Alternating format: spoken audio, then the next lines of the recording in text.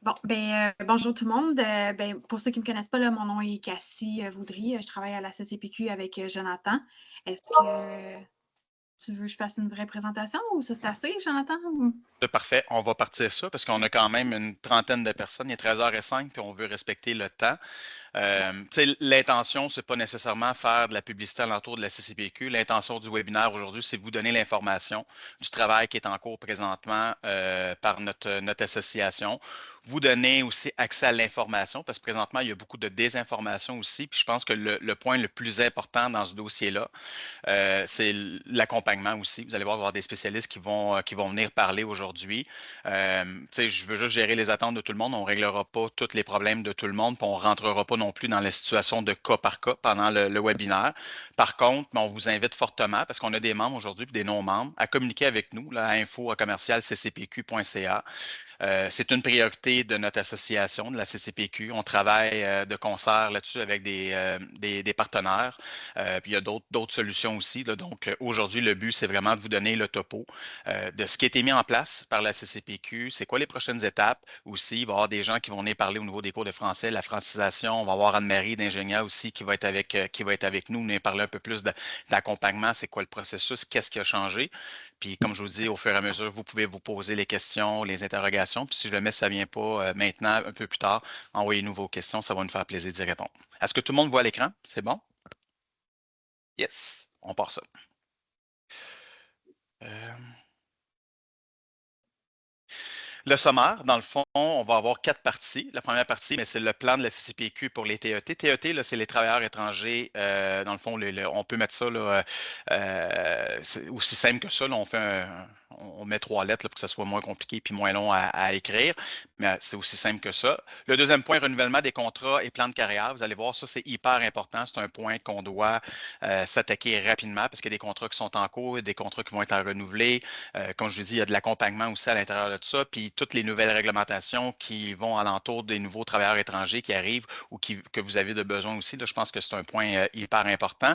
Traitement simplifié, mais pas vraiment simplifié. Ça va être Anne-Marie de l'ingénieur qui va venir vous présenter là, ce point-là. Et le dernier point, qui est l'école de langue aussi, qu'on a un ou des invités aussi qui vont venir vous présenter tout dans le fond, le process alentour justement de la francisation, puis tout ce qui est demandé à l'intérieur là, des travailleurs étrangers. La stratégie simplifiée de la CCPQ, de l'association, c'est que nous, ce qu'on veut le plus possible, c'est d'augmenter notre crédibilité auprès des gouvernements. Puis il faut comprendre que c'est un dossier qui est très large, en ce sens que c'est une problématique qui existait hier, qui existe encore aujourd'hui, qui va exister encore demain. Puis pas la solution, mais le pourquoi de ça, mais vous le savez, on est une industrie présentement, encore une fois, qui manque de reconnaissance. On n'est pas une industrie qui est reconnue comme un métier professionnel. Fait que ça fait en sorte que les jeunes, les moins jeunes, les gens qui auraient moindrement des habiletés manuelles de pouvoir venir travailler dans notre métier, mais sont peut-être moins euh, sont moins pas outillés, mais sont moins intéressés à venir travailler au niveau de la carrosserie, ce qui fait en sorte que les écoles, bon, on n'a pas l'achalandage qu'on souhaiterait avoir, on n'a pas non plus le nombre de diplômés à la fin de chaque année. Donc, l'industrie de la carrosserie, depuis plusieurs années, s'est virée vers les travailleurs étrangers qui venaient combler un certain manque au niveau de la capacité, au niveau de la main-d'œuvre, au niveau de la main-d'œuvre qualifiée aussi. Donc, c'était vraiment quelque chose là, qui était présent et qui est encore présent dans notre industrie. La situation est critique, puis on doit agir dans la collectivité. Le point commun de la CCPQ présentement, c'est ce qu'on veut aller chercher, c'est qu'on va aller chercher la collaboration de tout le monde. Je ne pense pas que c'est le dossier d'un assureur, une bannière, un gouvernement seulement. Je pense que vraiment, on a un beau dossier ici pour pouvoir vraiment s'unir, unir nos forces aussi. Puis quand je dis unir nos forces, là, je ne parle pas de syndicats ou quoi que ce soit. Au contraire, je parle d'unir justement notre capacité, notre collaboration à pouvoir monter un dossier, aller le présenter au gouvernement. Puis ça, je tiens à rassurer les gens qui sont sur l'appel aujourd'hui. Les contacts sont déjà faits auprès des gouvernements. Fait qu'au niveau du gouvernement fédéral, c'est plus une autre association là, qui est l'AIA qui est très présente au niveau du gouvernement fédéral. Puis au niveau du gouvernement provincial, avec la CAQ, on a un contact avec le ministère de l'Immigration et du Travail aussi. Donc, il y a eu des pourparlers déjà qui ont été mis en place, puis ça va de soi. Dans le plan stratégique de la CCPQ, bien, vous voyez, le premier, c'est rencontrer les assureurs. On a rencontré le dernier assureur ce matin. Dans la stratégie, quand on vient faire la présentation, on vient démontrer exactement qu'est-ce qu'il y en est, dire que l'industrie des travailleurs étrangers, ça représente entre 15 et 20 Puis encore une fois, je ne parle pas de cas par cas. On va avoir des ateliers à Montréal que ça va être 50 de leur main-d'œuvre qui vont être des travailleurs étrangers. On va avoir d'autres gens qui vont être dans des régions éloignées où est-ce que ça va être 10 ou 20 On prend l'ensemble, encore une fois. Là, on parle environ entre 15 et 20 de travailleurs étrangers qui sont dans vos établissements, dans vos ateliers présentement. On a créé un groupe de travail aussi pour récolter les données. Fait qu'on est allé chercher plusieurs carrossiers. On est une dizaine alentour d'une table avec des directeurs de ressources humaines, des spécialistes en recrutement aussi. Le groupe peut continuer à grandir aussi parce qu'on a besoin d'avoir le plus possible de réalité de tous et chacun pour monter notre dossier. Puis le but ultime, c'est d'aller présenter ça au gouvernement provincial dans les prochaines semaines. Vous comprendrez que quand on rencontre un gouvernement, il faut arriver avec des faits, il faut arriver avec des chiffres, il faut arriver avec du data. Puis c'est ce qu'on est en train de faire présentement. Pourquoi impliquer les assureurs? Puis ce serait facile, puis je l'expliquais ce matin avec l'assureur qu'on a rencontré. Ce serait tellement facile de dire, écoutez, étant donné qu'on est rendu à 33 de l'heure pour un travailleur étranger à bas salaire, on va vous demander 5, 6 7 de plus. Ça serait le chemin facile. Puis pour ceux que ça fait aussi longtemps que moi qui sont dans le domaine, puis comme en étant un ancien assureur, c'est pas comme ça fonctionne. Fait que moi, le lien avec l'assureur, ce que je vais aller chercher, c'est vraiment que ces gens-là nous accompagnent. Parce que notre problème d'aujourd'hui va être leur problème de demain. Quand on parle de capacité, quand on parle de recrutement, quand on parle de compétences, à quelque part, c'est le problème d'aujourd'hui des entrepreneurs carrossiers du Québec, mais ça va être aussi le problème des assureurs de demain s'il n'y a personne qui ne fait rien. Parce qu'à un moment donné, ces travailleurs-là, on ne sera plus capable de les payer, on va les perdre, puis on ne sera pas capable de les remplacer demain matin par de la main-d'œuvre qualifiée. Fait que ça, c'est hyper important. Puis je vous dirais que on les a tous rencontrés, là, que ce soit des Intact, des Desjardins, des Promutuels, des Industrielles Alliance, des Coop, sont tous, contrairement, je vous dirais, puis c'est un peu 50-50, là, il y a des assureurs encore aujourd'hui qui n'étaient pas nécessairement au courant de la situation. Fait que déjà là, qu'on soit là, nous, pour pouvoir leur dire, mais regardez, voici la situation, voici ce que ça reflète. On parle de 15 à 20 de la main-d'œuvre dans les ateliers. On parle de 88 de notre main-d'œuvre dans nos ateliers présentement qui n'est pas diplômée. Fait que dans le fond, ils n'ont pas de diplôme d'études secondaires ou professionnelles. Ça, c'est catastrophique. On parle de plusieurs milliers de retraités d'ici les 2 prochaines années. On parle que les écoles sont vides présentement ou sont pas pleines à pleine capacité pour pouvoir justement être notre ressource ou notre main-d'œuvre de demain. Fait que déjà là, de le faire puis de dire, mais écoutez, là, je pense qu'on a besoin de s'allier, on a besoin de collaborer à ça, de monter le dossier pour aller le présenter au gouvernement. Mais déjà là, c'est un point par en avant. Notre dossier, je vais passer rapidement parce que je vole toujours un peu, je parle toujours trop rapidement, mais il y avait la slide ici, là, mais c'est le nombre actuel de TET dans vos entreprises. On veut aller chercher c'est quoi ça reflète présentement. On est en train de faire un recensement. C'est combien de travailleurs étrangers qui sont dans les entreprises au Québec présentement. Le pourcentage que ça représente pour l'industrie, on a avancé 15-20 parce que quand on avait fait les renouvellements en début d'année avec la CCPQ, on avait posé la question, donc on avait déjà une bonne idée, mais on va aller chercher plus précisément. Le taux horaire moyen des TET et des Québécois. Fait que si on veut savoir la différence entre des travailleurs étrangers et les travailleurs québécois canadiens qui sont déjà dans vos établissements. Le nombre de finissants par année au DEP de carrosserie insuffisant. Puis ça, c'est des choses qu'on pourrait avoir avec les CPA et les CPCPA, d'aller chercher combien il y a de finissants aussi par année qui sortent des écoles pour venir illustrer vraiment le problème et la pénurie de main-d'œuvre au Québec. Le nombre de retraités, comme je parlais tantôt, plus ou moins 5 000 des techniciens québécois qui vont quitter les établissements.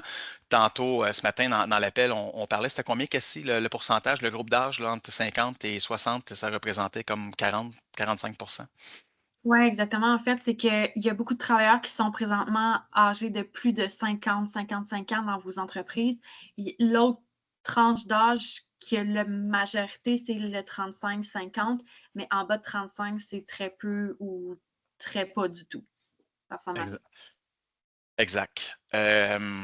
Avec le ratio de 1 pour 1, ça vous le savez, on ne sort pas ça productif, non productif, la perte d'emploi, mais c'est sûr que ça va venir influencer ou ça va avoir des impacts là, sur la chaîne d'approvisionnement, pas la chaîne d'approvisionnement, mais la chaîne complètement dans vos entreprises aussi.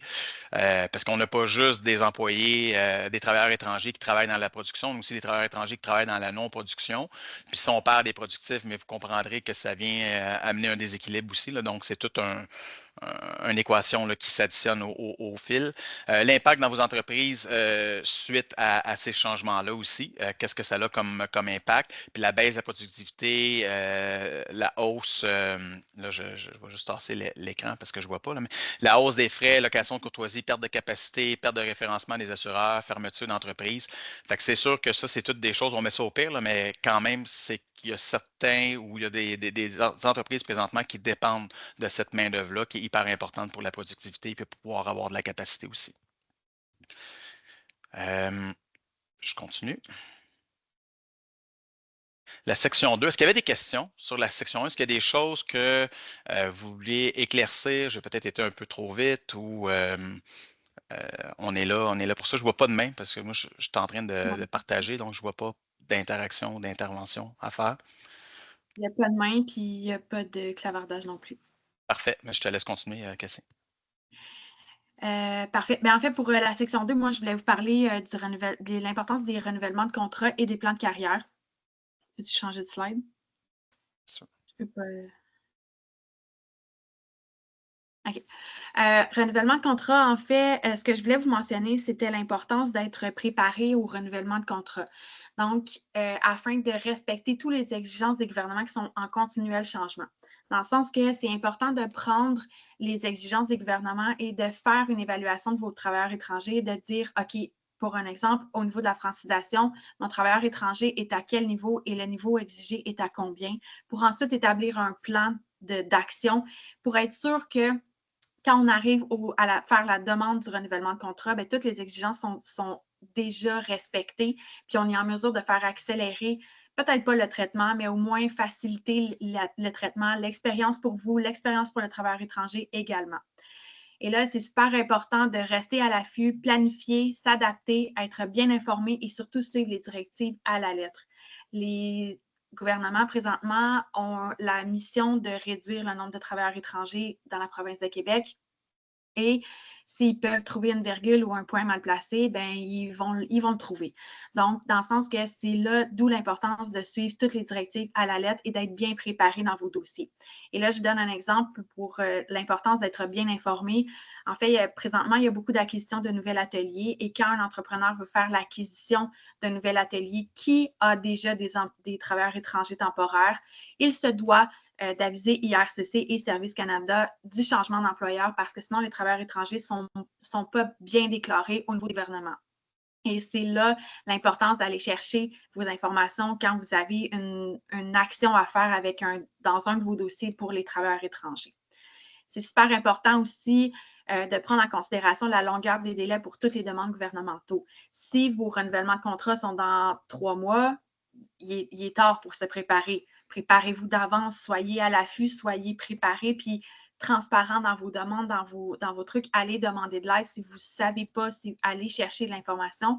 Il y a des gens qui sont là, qui sont des professionnels qui peuvent vous aider. Peux-tu changer de... Bien sûr. L'autre, la proposition de plan de carrière aux travailleurs étrangers, en fait, la raison pour laquelle je vous parle de ça, c'est que non seulement on a dû travailler dans le passé pour aller chercher de la main-d'œuvre étrangère, maintenant, on doit faire aussi attention à la rétention et porter une attention particulière à comment on va faire pour conserver nos travailleurs étrangers ici dans la province de Québec. La raison, c'est que on a des situations où les travailleurs étrangers décident de quitter pour une autre province canadienne parce que les standards ou les demandes, les exigences des gouvernements sont moins élevés dans d'autres provinces canadiennes. Au niveau de la francisation, entre autres, au niveau de la résidence permanente, le processus est plus rapide. Donc, dans le but de les conserver ici, dans vos entreprises, ça serait important de leur proposer un plan de carrière puis des objectifs clairs pour leur carrière à eux. Ce n'est pas juste de leur trouver un loyer, de leur trouver des conditions de vie, mais aussi de leur planifier une carrière. Et si on les appuie dans leur démarche de francisation, c'est la première étape ensuite pour pouvoir enclencher, je crois, si je ne me trompe pas, Anne-Marie pourra confirmer, mais c'est au courant de la 2e année que la demande de résidence permanente peut être faite. Une fois qu'elle est acquise, vos travailleurs étrangers sont admissibles à la reconnaissance des acquis et vous avez le droit d'aller chercher des crédits d'impôt pour la reconnaissance des acquis de vos travailleurs étrangers. Vous pouvez par la suite commencer des formations avec vos CPA, les formations ICAR, dans le but d'obtenir les cartes de compétences équivalentes aux travailleurs québécois.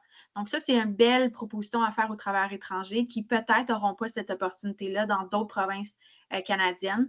Puis, ce n'est pas juste de lui dire, bien, dans 2 ans ou dans 1 an, selon les contrats que vous avez, on va faire une demande pour renouveler ton contrat. Là, vous lui proposez un vrai plan de carrière puis des choses qui vont l'avantager, lui, à rester ici au Québec. Moi, j'ai terminé. Après, ça serait Anne-Marie. Juste peut-être avant, si je peux me permettre, Cassie, Ouais, vas-y. ce point-là, puis je pense que c'est vraiment l'angle de la CCPQ où est-ce qu'on va aller, de vous accompagner, de donner les outils pour pouvoir vous aider. Parce que si on recule le 2 ans, les travailleurs étrangers, c'était une solution, dans le sens qu'on avait un besoin, vous le savez, tous les ateliers au Québec, majoritairement, tout le monde débordait, on manquait de capacité. Puis, étant donné que, justement, comme j'expliquais tantôt, qu'on n'avait pas nécessairement de main-d'œuvre qualifiée prête à venir travailler, on servirait, puis on est allé beaucoup, la plupart, la majorité, avec les travailleurs étrangers qui venaient combler un besoin. Je pense qu'encore aujourd'hui, c'est hyper important. Puis Cassie, tu l'as très bien expliqué. Là, c'est ça l'intention, c'est de dire au-delà de la main-d'œuvre, au-delà du travailleur étranger qui s'en vient, puis de la transaction, c'est vraiment de l'accompagner, cet employé-là, ce travailleur-là, de le mettre au même titre que les autres que vous avez dans votre entreprise présentement pour lui rendre la vie la plus simple possible, la plus facile, pour qu'il reste dans votre entreprise.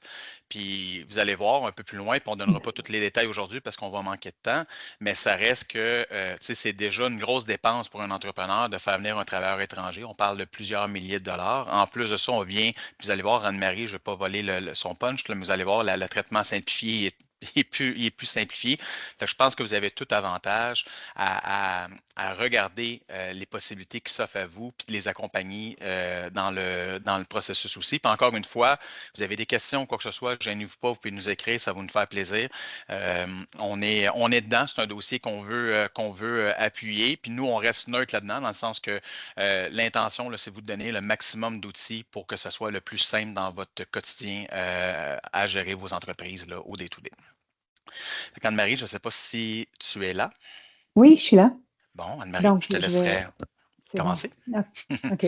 Alors, pour ceux qui font du recrutement international, qui sont dans une démarche, puis qui ont commencé après le mois de février 2025, sûrement que vous êtes déjà au courant que le traitement simplifié maintenant, il y a un nouveau critère qui est un diplôme de qualification. Alors, le diplôme de qualification pour Québec, ça représente 1650 heures d'études, donc un diplôme à l'étranger. Et un peu comme ici au Québec, peu de débosseleurs ou de peintres ont fait un diplôme de qualification à l'étranger. C'est souvent empirique. Ils ont appris à même l'atelier, ils ont eu des cours de formation en atelier chez le concessionnaire, ou ils ont appris, c'est de père en fils. Donc, dorénavant, on doit faire des annonces. Alors, obligatoirement, il faut afficher dans Guichet Emploi, qui est la plateforme d'emploi au niveau fédéral. Moi, je suggère d'utiliser Québec Emploi. C'est gratuit, c'est une plateforme du gouvernement québécois. Et un autre, ça pourrait être Indeed, Autojob, Jobilico, une autre plateforme populaire. On doit afficher durant 30 jours et pour Québec Emploi, puis Indeed ou Autojob ou Jobilico, mais Guichet Emploi jusqu'à temps que l'EIMT soit approuvé. OK? Donc, ça, c'est vraiment obligatoire. On doit afficher avec le nouveau taux qui est maintenant 32,96 et c'est ça. Je veux juste signaler que j'ai eu des cas qui ont été refusés par Guichet Emploi. Là, on est en train d'investiguer pourquoi. Je sais que l'intention du gouvernement fédéral, provincial, c'est de réduire le nombre de résidents temporaires. Et puis, on se questionne vraiment sur les motivations de refuser des annonces. Ça devrait être c'est gratuit. Ça devrait être accessible à tous les employeurs au Canada. Donc, ça, c'est un dossier qui est ouvert, qu'on enquête. Donc, ça, c'est pour ça, c'est plus vraiment simplifié. C'est vraiment, il faut faire les annonces. Et souvent, c'est arrivé à des employeurs de recevoir un courriel de guichet emploi pour savoir combien des bosseurs que vous avez, c'est quoi, combien sont payés. C'est vraiment, ils sont rendus beaucoup plus frileux à l'idée de recruter des travailleurs étrangers. Si jamais vous avez des questions, vous pouvez poser des questions. Moi, je vais juste rajouter une information pour les gens, les entrepreneurs qui sont membres de la CCPQ. En fait, hier, on a fait la vérification, là, on a validé l'information. Vous avez un pourcentage de rabais quand vous placez votre annonce chez AutoJob, qui, eux, par la suite, peuvent placer votre annonce aussi sur Québec Emploi. Donc, vous, ça vous allège un petit peu là, la tâche, dans le sens que vous n'avez pas à vous-même vous occuper des publications sur les autres plateformes. En faisant affaire directement avec AutoJob, ils peuvent eux aussi là, mettre l'annonce sur la deuxième plateforme là, nécessaire. Mais il y en a 3, là, mais la deuxième plateforme autre que Guichet Emploi. Ah, puis j'aimerais ajouter que si jamais c'est votre cas, que votre annonce dans Guichet Emploi, elle est refusée, OK? S'il vous plaît, communiquez avec la CCPQ qui sont en train de monter un dossier pour représenter les employeurs au Québec parce que souvent, on n'a aucune réponse. Puis moi, j'ai même appelé Guichet Emploi. J'ai dit, OK, mais si je mets une annonce à 40 de l'heure, est-ce que vous allez refuser l'annonce?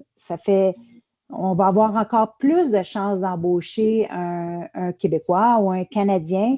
Puis les réponses sont, c'est vraiment, ils disent rien. Donc, c'est vraiment, on se pose beaucoup de questions, on ne comprend pas c'est quoi la motivation. Si j'ai dit aidez-nous, habituellement, Service Canada et Guichet Emploi, c'était des très bons partenaires. Ils aidaient les employeurs. On appelait, ils avaient une question, on avait des questions, ils répondaient. Maintenant, ils sont très fermés. Donc, on est en train de poser des questions, mais si jamais vous avez des problèmes, s'il vous plaît, communiquez avec CCPQ. Ils vont monter un dossier, ils vont aller représenter les employeurs. Un bon point, merci. Puis, on ne fera pas d'annonce tout de suite, mais on a une bonne idée aussi pour essayer de simplifier le tout aussi. On travaille avec AutoJob sur une solution qui viendrait vous aider. Puis, je pense qu'ultimement, là-dedans, je l'ai dit tantôt, là, ça devient un problème collectif. Ce n'est pas juste le problème d'un entrepreneur, là, ça va être le problème de l'industrie pour tous. Fait qu'on va vous revenir avec quelque chose qui va venir, en tout cas, je l'espère, on l'espère vous aider là, dans votre quotidien. Je ne vole pas de punch, rien. Je vois Cassie qui me regarde, fait que je parle trop. Je dis absolument rien. On vous revient dans une autre rencontre ou dans le futur là, avec la bonne annonce là, pour ça. D'autres questions, commentaires? Good, merci beaucoup, Anne-Marie. Ça fait plaisir.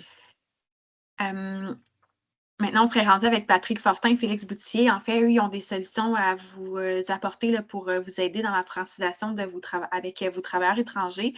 C'est eux qui vont partager leur écran. Patrick, est-ce que tu es là? Oui, bonjour, Cassie. Bonjour, est-ce que tu es en mesure de partager ton écran? Oui, absolument. Est-ce que vous pouvez départager le vôtre ou bien... C'est fait. Oui, certainement. Parfait. Alors, bonjour, Jonathan. Bonjour, Cassie. Bonjour, Et nous avons une cliente autour de la table que je nommerai pas. Et Ah bonjour oui? tout le monde. Ben oui, depuis plusieurs années. Est-ce que vous voyez notre page, notre PowerPoint? Oui. Alors, merci beaucoup de nous avoir invités à essayer de vous aider à trouver la solution en lien avec la francisation de vos travailleurs étrangers. Là, je vais regarder un tout petit peu à l'occasion mon PowerPoint parce qu'il est sur mon écran ici. Donc, nous sommes PME CDV Langue. Nous sommes situés sur la rive-sud de Montréal, à Brossard. On existe depuis 2019 et depuis 2020, on fait de la francisation. À une époque où c'était Service Québec facilement qui subventionnait les entreprises, ça allait super bien. Et depuis 2 ans, c'est avec Francisation Québec où c'était beaucoup plus difficile.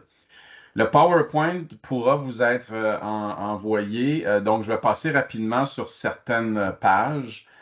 Simplement vous dire que notre mission, c'est de travailler avec les entreprises. Donc, nous, on donne des cours d'anglais, de français, francisation et d'espagnol aux travailleurs des entreprises du Québec. On travaille beaucoup aussi avec le gouvernement fédéral. On est habitué de travailler avec des adultes. On est habitué de travailler avec des nouveaux arrivants, des travailleurs étrangers. Donc, notre enseignement est ce qu'on appelle l'andragogique. Donc, c'est pas de la pédagogie pour les enfants, c'est de l'enseignement pour des adultes. Cette diapositive-là est extrêmement importante. Ça va compléter un peu ce qui a été un petit peu dit entre les lignes au départ de cette rencontre-là. Dans un premier temps, ça c'est à la page, si vous voulez prendre ça en note, ça va être à la page 3 du PowerPoint quand vous allez en prendre connaissance. C'est les fameux, là je ne peux pas l'agrandir, mais ce qui est important de savoir, si vous ne le savez pas déjà, c'est que quand vous avez des travailleurs étrangers avec leur permis de travail temporaire 2-3 ans, lors du renouvellement de permis depuis novembre 2023, le gouvernement du Québec demande à ce que vos travailleurs étrangers aient atteint le niveau 4 à l'oral pour pouvoir renouveler leur permis de travail. 4 à l'oral, c'est A2. Donc, il y a A1, A2, B1, B2. C, c'est avancé, on ne se rend pas là. Vous allez pouvoir cliquer sur le lien ici qui va vous emmener sur l'information au niveau du gouvernement provincial. Je vais être très honnête avec vous. À l'heure où on se parle aujourd'hui, 24 avril, je n'ai pas entendu à moins qu'on me dise le contraire autour de la table, de gens, de travailleurs étrangers qui auraient été refusés pour cette raison-là encore, la question du niveau 4 à l'oral. Chose certaine, avec tout ce qui se passe aux États-Unis, avec les tarifs douaniers, avec la crainte d'avoir entre 100 et 160 000 pertes d'emplois au Québec à cause de ce qui se passe aux États-Unis, c'est les travailleurs étrangers qui vont payer pour, qui vont probablement devoir retourner dans leur pays. Le gouvernement fédéral a ramené le seuil migratoire à 10 % l'automne dernier. Il y a un gel migratoire à Montréal, Laval, pour la majorité des entreprises, des secteurs, à l'exception de la construction, de la santé, de l'éducation, et j'ai cru comprendre la transformation alimentaire, à moins d'avoir le haut salaire. Donc, on en parlait tout à l'heure du 32,96 $. Donc, si vous êtes dans la région de Montréal et vous payez ce salaire-là, vous êtes protégé par rapport au gel migratoire de Montréal-Laval. Mais il reste qu'en bout de ligne, si le gouvernement du Québec décide d'activer le fait de protéger des emplois des Québécois, Canadiens ou résidents permanents, ben, il se peut que dans les prochains mois, ils mettent à exécution ce qu'ils ont dit qu'ils feraient en 2023, c'est-à-dire de demander le niveau 4 à l'oral pour les travailleurs étrangers lorsqu'ils renouvelleront leur permis. Même chose au niveau on parlait tout à l'heure de la résidence permanente. Donc, le défi que vous aurez, si vous voulez garder vos travailleurs étrangers à long terme, ça va être de les convertir ou d'aider à ce qu'ils atteignent la résidence permanente et éventuellement la citoyenneté canadienne. Vous l'avez dit tout à l'heure, c'est beaucoup, beaucoup d'investissements si vous êtes allé chercher vos travailleurs étrangers à l'extérieur, que vous avez payé des dizaines et des dizaines de milliers de dollars. Donc, si vous voulez finaliser votre investissement, ben, il s'agirait de s'assurer que vos travailleurs étrangers atteignent le niveau 4 et éventuellement d'aider à changer leur statut pour qu'ils deviennent des résidents permanents. Donc, dans ce cas-là, ils ne sont plus dans les statistiques de travailleurs étrangers. Par contre, au niveau du seuil migratoire puis du gel migratoire, par contre, il faut avoir atteint le niveau 7 à l'oral. Donc, c'est 2 points extrêmement importants pour vous si vous voulez garder vos travailleurs à long terme dans vos organisations. On est partenaire de Francisation Québec. On va en reparler tout à l'heure. Donc, on est un fournisseur depuis 2 ans, depuis que Francisation Québec a été créée, mais on est partenaire dans le temps avec Service Québec depuis 2020 au niveau de la francisation. Et anglais aussi. Et encore aujourd'hui, Service Québec subventionne pour des cours d'anglais. Vous allez pouvoir regarder les niveaux sur le PowerPoint. Donc, les niveaux 1, 2, 3, 4, 5 jusqu'à 8. Donc, vous allez pouvoir le voir. Vous allez pouvoir voir aussi c'est quoi les niveaux au niveau du MIFI, du ministère de l'Immigration, de la francisation. Qu'est-ce que les compétences, production orale, production écrite, compréhension écrite, c'est quoi que vos employés doivent avoir atteint au niveau 1, 2, 3, 4 jusqu'à 8. Ce qui est important de savoir, je me permets une parenthèse parce que c'est un enjeu qu'on a beaucoup. Un niveau, ça équivaut à peu près entre 60 et 72 heures. OK? Donc, si on veut se rendre au niveau 8, bien, calculer 8 fois 60 heures. Donc, ça veut dire 480 heures. Si on les forme à 3 heures par semaine, bien, diviser 480 heures divisé par 3, ça fait à peu près 2 ans. 2 ans et demi. Et là, certains vont dire, ben voyons donc, c'est donc ben, c'est beaucoup. Regardez, on a tous appris l'anglais à l'école, au primaire, au secondaire, puis pour certains au cégep. On a appris à peu près 500 heures d'anglais à l'école. Donc, il y a des gens qui parlent bien l'anglais après ces 500 heures-là, puis il y en a qui ne parlent pas anglais après 500 heures à l'école. Donc, nous, le défi, c'est qu'à l'intérieur de 2, 3, 400 heures, qu'on emmène vos travailleurs à parler français. Donc, ne vous surprenez pas si après le niveau 1, ils ne parlent pas puis qu'ils ne sont pas bilingues en français. C'est le défi qu'on a, où les gens pensent qu'après 60 heures de cours, les travailleurs peuvent être bilingues. Non, ça prend au moins le niveau 4 ou 5 avant qu'ils commencent à avoir des conversations un petit peu plus fluides des deux côtés. Donc, ils écoutent puis ils parlent. Donc, vous allez voir les détails au niveau des 8 niveaux que le MIFI demande. Donc, je vous parlais tout à l'heure du niveau 7 et 8.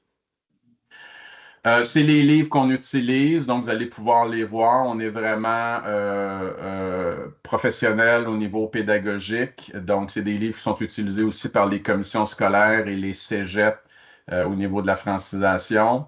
On travaille avec des comités sectoriels depuis 2020, entre autres le comité sectoriel agricole. On fait beaucoup de francisation avec les travailleurs temporaires, saisonniers, mexicains et guatémaltèques, mais on travaille avec plein d'autres comités sectoriels. Actuellement, on travaille un projet avec votre comité sectoriel qui est Innovis. Donc, on essaye d'arriver avec un projet de francisation. Vous allez voir dans cette diapo-là qu'on a aussi un abonnement de cours de français de 50 heures. Ça, on en reparlera quand ce sera le temps de vous en jaser.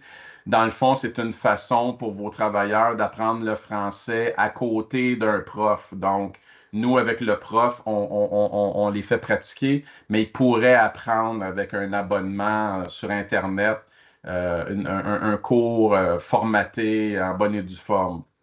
Quand vous faites affaire avec nous, on démarre des dossiers, un mandat avec vous.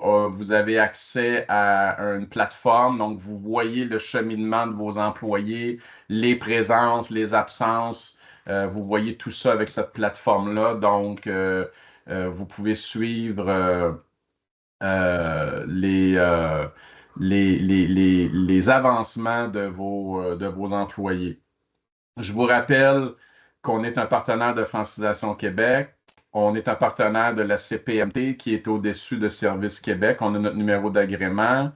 On est aussi accrédité par le gouvernement du Canada pour la formation au ministère, aux employés de la fonction publique.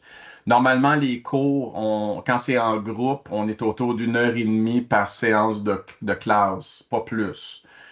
Si vous n'êtes pas capable de libérer plus que ça, on peut donner 1 heure. Mais idéalement, on espère pour avancer, parce que si vous voulez qu'ils se rendent au niveau 7, ben, comme je vous ai dit, vous faites le calcul, 7 fois 60 heures, ça fait 420 heures. Donc, moins de temps vous allez leur donner par semaine, plus longtemps ça va durer leur cours. Donc, même Francisation Québec suggère fortement un minimum de 3 heures par semaine. Maintenant, la dernière diapo qui est importante, c'est celle où on a des solutions pour vous. La première solution, je vais même commencer avec l'option 3. C'est la solution subventionnée par Francisation Québec, donc francisation gratuite. Mais vous avez entendu les médias, il y en a qui sont probablement là-dedans, il y en a qui sont même En tout cas, c'est compliqué, c'est long, c'est pénible. Donc, c'est gratuit, mais c'est long et pénible. Donc, si vous avez la patience d'attendre entre 2 et 6 mois pour le traitement de votre demande, après ça, vous devez refaire votre demande à chaque fois qu'on renouvelle une session qui dure 12 semaines. Fait que vous recommencez toujours la paperasse. Il y a l'offre, puis Transportation Québec peut vous dire, ah, dites donc vos employés d'aller en offre individuelle. Ça veut dire ben, qu'ils se mettent aussi sur une liste d'attente avec une école, un organisme communautaire dans le coin, mais encore là, ça peut prendre de 3 à 6 mois avant de pouvoir avoir accès. Puis c'est des groupes qui sont en fixe, ça peut être le soir, l'après-midi, tout dépendant de l'offre dans votre région. Puis le FMT, mais c'est la formation en milieu de travail, c'est celle où nous, on est fournisseur avec Francisation Québec. Cette option-là peut vous créer des pertes de travailleurs étrangers parce que si le renouvellement de permis de vos travailleurs est prévu dans 1 an et demi, puis que ça vous prend, puis que votre travailleur aurait besoin de 144 heures ou 100 ou 200 heures de cours ou 180 heures de cours, passer 3 niveaux, puis que ça prend 6 mois pour avoir une réponse de Francisation Québec, bien, première chose, vous allez savoir, quand vous allez renouveler, il n'aura pas atteint son niveau 4 à l'oral si l'employé est au niveau 1, là, j'entends. Donc, à cause de cette option-là, vous risquez de passer à côté puis de perdre votre employé qui pourra pas rester au Québec. Il ne sera pas replacé ailleurs. Il va simplement se faire kicker out du Québec parce qu'il n'aura pas atteint son niveau 4 à l'oral. Maintenant, les deux options qui sont non subventionnées, puis je vous dirais que de plus en plus, on a des demandes d'entreprises ou de regroupements d'entreprises qui ne veulent plus attendre puis s'embarquer dans la paperasserie du MIFI, de la Francisation Québec. Là, à ce moment-là, on dépose des offres de services en fonction de vos besoins. Ici, on a deux exemples de mandats non subventionnés. Le premier, c'est si vous vous regroupez en entreprises, en plusieurs entreprises ensemble, et qu'on regroupe 4 participants dans un groupe qui sont au même niveau. OK, on s'entend, ils sont tous au même niveau. Ben, le défi, c'est simplement de trouver les journées et les heures qui conviennent à tout le monde. Et je peux vous dire que c'est un défi en soi. Parce que vous embauchez votre monde pour qu'ils travaillent, pas pour qu'ils suivent des cours de français nécessairement. Donc, vous les voulez 2 jours sur le milieu de travail. C'est pour ça qu'on dit que c'est possible de donner les cours le soir ou la fin de semaine sur Teams. Donc, ces cours-là se feraient sur Teams parce qu'on pourrait avoir un employeur au Saguenay, un à Québec, un à Châteauguay et un autre à Laval. Donc, on pourrait le faire sur Teams. Donc, on prend le prix de la formation, on le divise en 4 parce que c'est un groupe de 4 participants. Donc, ça reviendrait grosso modo autour de 1 495 par participant pour 72 heures. Et on ferait ça, si on part un niveau 1, il va falloir le faire 4 fois. Donc, ça va être 4 fois ça sur un espace d'à peu près 1 an et demi. L'option 2, c'est que si vous avez assez d'employés chez vous, de travailleurs étrangers qui sont au même niveau, ou que même si vous en avez juste un, puis vous dites, ben moi, je veux qu'il y ait un cours privé, ben à ce moment-là, vous payez pour la valeur du cours au complet, mais pour juste vous. Donc, au lieu de payer 1 495 par apprenant, vous payez autour de 6 000 pour suivre la formation, toujours de 72 heures. La formation peut se faire aussi bien sur Teams qu'on peut se déplacer chez vous. On a des professeurs un peu partout au Québec. Faut valider quand même. La Gaspésie, c'est grand. Fait que même si on a un prof à Rimouski, Gaspé, ça fait partie de la Gaspésie. Donc, il faut vraiment vérifier avec nous si vous voulez le mandat en présentiel. Donc, c'est les options qu'on a actuellement pour vous aider à, comment dire, à sauvegarder votre investissement, parce que si vous avez payé beaucoup d'argent pour aller chercher des travailleurs étrangers, puis que là, vous les perdez pour une question de français, ça peut être plate. Ça peut vraiment être plate. C'est la loi 96 qui l'oblige. C'est l'Office québécois de la langue française qui peut s'il y a des plaintes, qui peut aller faire un tour chez vous pour prendre la plainte. On ne veut pas avoir ce bon-là. Vous avez déjà assez de paperasse à faire autour en tout cas, autour de l'immigration et des permis de travail. Votre personne contact va être Félix Boutillier, qui est avec moi. C'est lui qui est en charge du dossier de votre association. Donc, on va s'asseoir, Cassie, Jonathan et Félix et moi, on va regarder en fonction de vos besoins, peut-être que la question du multi-entreprise pourrait être travaillée avec la CCPQ à voir. Vous allez avoir des consignes là, de votre association à ce sujet. Alors, mon temps de présentation est terminé. Si vous avez des questions, n'hésitez pas. Ça va nous faire plaisir de vous répondre. On en a quelques-unes. On a Cassie, Anne-Marie. Oui, Marie, en premier. oui. Moi, je trouve que c'est très abordable, puis c'est vraiment une belle solution. J'avais une question. On a plusieurs candidats qui sont, je vous dirais, qui ont atteint un niveau de français où souvent l'employeur va dire, ben, ils se débrouillent bien. Moi, je pense qu'ils pourraient faire l'examen B2 pour la résidence permanente, mais je ne suis pas tout à fait certaine. Est-ce que vous auriez un cours que vous pourriez adapter à la préparation à l'examen pour le B2? Oui. Strictement pour ça. Puis, je suis certaine qu'il y aurait plusieurs participants juste pour les préparer. Puis ça leur donnerait vraiment un beau coup de main. Oui. Oui, je me suis concentré sur la francisation dans la présentation, mais vous allez retrouver dans le PowerPoint toute la question des évaluations. Donc, trois choses en réponse à Anne-Marie. La première, c'est qu'on peut faire des évaluations autant des 4 compétences. Je le disais tout à l'heure, la lecture, l'écriture, la compréhension orale, la production orale. Nous, le test qu'on ferait n'est pas un test officiel, n'est pas reconnu par le gouvernement du Québec ou du Canada, mais au moins, ça nous donne une ligne, une grande ligne où est-ce que votre travailleur est rendu.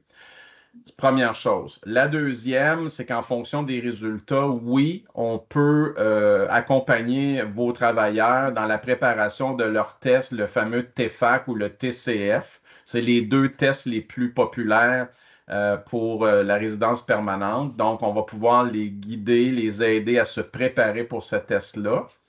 Puis troisièmement, on a un partenariat avec une entreprise à Saint-Constant pour le test TCF. Donc, si vous ne savez pas où aller, donc on a un fournisseur un partenaire qui est Complexe X, où on pourrait vous recommander d'aller, en tout cas, que vos travailleurs aillent faire le test TCF, qui lui va être un test avec des résultats officiels et reconnus par le gouvernement du Québec et du Canada. Fait qu'on va pouvoir vous accompagner vos travailleurs pour tout ça. Parfait, merci. Bienvenue. Moi, j'avais une question concernant la proposition numéro 3. Parce que quand j'ai parlé avec Félix, il me disait que ça prend un groupe de 6 travailleurs étrangers pour pouvoir partir un groupe. Est-ce que c'est toujours... C'est ça? Avec Francisation Québec, oui, actuellement, oui. OK, parfait. Mettons que l'entrepreneur, la situation est qu'il y a plus que... Mettons, il y a un groupe de 6 à l'intérieur de son entreprise à lui. De ce que je comprends, c'est complexe, là. Dans le fond, la démarche que vous avez dit, c'était pas très le fun. Sauf que si on le fait pour les 6 que tu as dans ton entreprise à toi, est-ce que c'est quelque chose qui est quand même relativement simple à faire? Tu sais, si tu es bien organisé et que c'est facile, est-ce que c'est si compliqué que ça? Non, c'est pas si compliqué que ça. Puis dans le contexte où un employeur aurait 6 travailleurs du même niveau, il faut qu'ils soient du même niveau. Oui, à ce moment-là, allez-y avec Francisation Québec. Les délais sont toujours longs. Ça peut prendre, dans un contexte, nous on appelle ça un groupe privé, donc c'est une entreprise. À ce moment-là, le délai est peut-être plus de 1 à 2 mois. Puis on peut même intervenir, vous aider à remplir la paperasse. Le seul hic, c'est que ça va être pour un maximum de 12 semaines. Ça, c'est les critères de Francisation Québec pour lesquels aucun fournisseur est d'accord sur ce critère-là, parce que ça oblige tout le monde à recommencer la paperasse à chaque 12 semaines.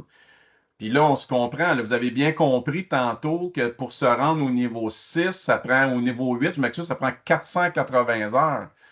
Fait que 480 heures divisé par 36 heures, ça veut dire que si on fait affaire avec Francisation Québec, on va devoir déposer 13 fois sur 2 ans des demandes pour pouvoir avoir de la francisation gratuitement. Donc, c'est ça qui est lourd actuellement. On espère qu'un jour, ça va se simplifier, mais pour l'instant, la paperasse, on recommence, même nous, puis vous, puis même à l'interne chez Francisation Québec, ils doivent tout revoir toute la paperasse, vous refaire signer un contrat.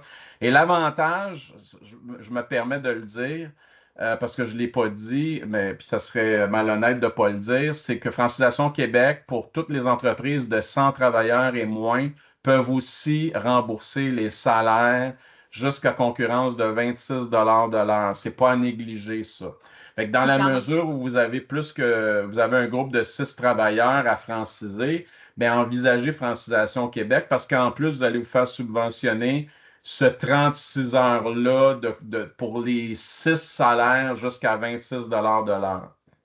Ça vaut peut-être la peine, tous ces papiers-là, comme dans une situation comme ça.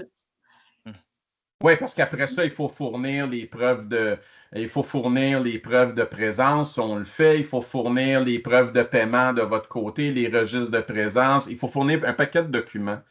Puis, tu sais, pour la plupart, même nous, là, on est une petite entreprise, là, c'est ça. Des fois, on se questionne qui pense à la lourdeur administrative on est toutes des petites entreprises, puis on a d'autres chats à fouetter que de remplir des papiers.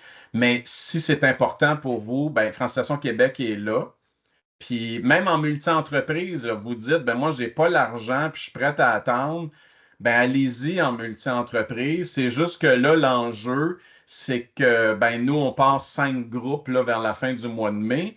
Puis si quelqu'un, là, je dis n'importe quoi, là, mais si quelqu'un est de niveau 1, ben moi, mon groupe, il est le lundi puis le mercredi de 9h30 à 11h. Donc, ça veut dire que vous devez libérer vos employés au niveau 1 de 9h30 à 11h. Puis j'ai un autre groupe qui est de 2 heures, de niveau 2 de 2h à 3h30. Puis j'ai le groupe de niveau 3 de 3h30 à 5h. Bref, des belles heures de travail pour lesquelles vous perdez vos travailleurs. Si vous en avez un, c'est pas si pire, mais si vous en avez 2, 3, vous les perdez tous en même temps sur des quarts de travail de jour. C'est pour ça que l'alternative de non subventionner fait en sorte qu'on pourrait créer ensemble avec des entreprises comme vous des groupes de soir où on peut faire un cours de 6h à 7h30, 2 soirs semaine. C'est à l'extérieur des heures de travail. Vous ne perdez pas de la productivité parce que vous avez des travailleurs qui ne travaillent pas pendant les heures d'opération. On pourrait même faire des cours le samedi et le dimanche matin, 1h30, ou le samedi matin de 9h à midi.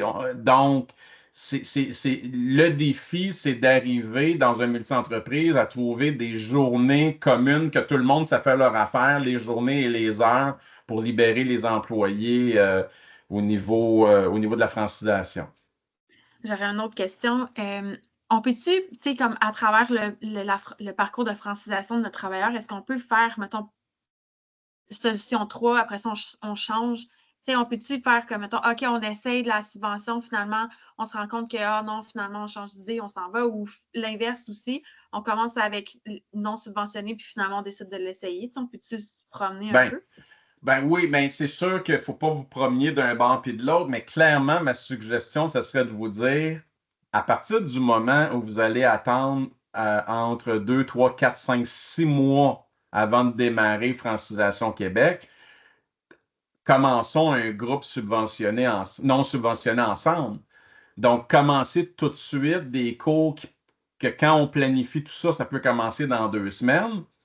Puis faites votre demande à Francisation Québec. Puis par le temps que ça passe dans le processus, il y a des fortes chances qu'on va finir notre groupe non subventionné. Puis là, un coup qu'on va finir, là, vous allez tous avoir vos réponses de Francisation Québec. Puis là, on va pouvoir se joindre à... Puis encore là, ce qui serait intéressant, c'est que si on part avec des groupes, puis que les moments sont déjà convenus, puis on s'entend que c'est tout du monde du même niveau, bien, on va tous pouvoir les mettre ensemble dans un groupe multi-entreprise de Francisation Québec. La seule affaire qui va arriver, c'est qu'actuellement, on accepte on serait prêt à démarrer avec 4 personnes, puis Francisation Québec demande 6. Fait que si on part avec 4 personnes, puis à la fin du premier groupe, ensemble, en non subventionné, on embarque toutes ces 4-là dans le multi-entreprise de Francisation Québec. Mais là, vous risquez d'être matché avec des restaurants, avec des organismes à but non lucratif, avec des compagnies dans l'acier ou des producteurs de transformation alimentaire. Tandis que si on reste en non subventionné ensemble, c'est que dès le cours 1, on va pouvoir intégrer des notions de carrossier, de carrosserie, puis de peinture, puis de garage, puis de santé-sécurité. On va pouvoir intégrer ça. Donc, vous allez avoir des cours sur mesure en lien avec votre secteur d'activité dans le contexte où on crée des groupes avec vous. Dans le cas où ça va devenir Francisation Québec, on est obligé que ça soit général parce que il va y avoir d'autres employés provenant de d'autres entreprises et de d'autres secteurs. Fait qu'il faut qu'on soit général dans ce cas-là. Est-ce qu'il y en avait d'autres qui avaient des questions? Il y a quelque chose qui est rentré. Non, ça c'est. J'ai pas vu. C'est plus, je pense, la présentation. Mais de toute façon, on va vous la faire parvenir. Puis, il faut comprendre qu'on voulait donner beaucoup de place, justement, à Patrick et Félix là, pour toute la portion de francisation, parce que c'est quelque chose qui était méconnu encore. On le sait, on doit parler français. Nous, on est nés là-dedans. Puis, même, je pense que les standards sont quasiment plus élevés maintenant pour les travailleurs étrangers que nous-mêmes. Là. Ça, c'est un autre, un autre débat, mais on voulait démystifier vraiment ce point-là. Le point d'Anne-Marie était super bon aussi au niveau des demandes. Fait que c'est hyper important de vous prendre d'avance, de vous assurer de faire les bonnes choses. Le plan de match de la CCPQ avec les actions, ces choses-là, mais c'est sûr qu'on va être en mesure de pouvoir vous partager ça dans les prochaines semaines. L'intention présentement, c'est, comme on a dit, recueillir un dossier, monter le dossier, préparer ça, puis par la suite, aller parler au gouvernement le plus rapidement possible, inclure là-dedans les assureurs pour que ceux-ci puissent nous accompagner, puis d'aller chercher des collaborateurs comme PME, comme la compagnie de Patrick et de Félix, avec Anne-Marie puis d'autres compagnies de recrutement international. C'est hyper important. Enfin, je ne sais pas, Cassie, si tu avais d'autres choses ou si on a des questions de plus. Moi, j'ai pas autre chose. Je voulais juste vous dire que je vais vous partager les PowerPoint, en fait, des deux de nous et de l'école de langue et avec les informations là, de Anne-Marie ou de Patrick ou de Félix, de Jonathan et moi. Donc, si jamais vous avez des questions, n'hésitez pas à communiquer avec la personne qui pourrait vous aider. Puis, d'après moi, à moins que je me trompe, Patrick, mais je pense que si les gens seraient intéressés à travailler avec vous, est-ce qu'ils peuvent communiquer avec vous puis vous pouvez évaluer c'est quoi la bonne solution pour l'entreprise? Oui, je vous invite à communiquer avec Félix. Oui, mon collègue Félix, ses coordonnées sont à la dernière page du PowerPoint. Donc, ça va nous faire plaisir de bien vous diriger. Bien, merci à toutes vous d'avoir participé au webinaire. C'est grandement apprécié. Jonathan, t'avais-tu quelque chose à dire avant qu'on termine? Non, tout est beau, on respecte le temps. 13h57, on est pile dedans. Merci.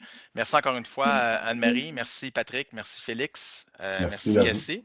Puis merci à tous les participants. Puis on vous invite à participer en grand nombre aux prochains webinaires qui vont arriver mois de mai, juin, juillet. On en a un par mois avec un thème différent. Donc, bienvenue à tous pour les prochains. Je pense que Merci. Patrick voulait rajouter. Oui, j'aimerais juste rester avec Jonathan, Cassie et Félix. Merci beaucoup de votre invitation. Merci tout le monde. Merci. Bye bye. Bonne journée. Merci.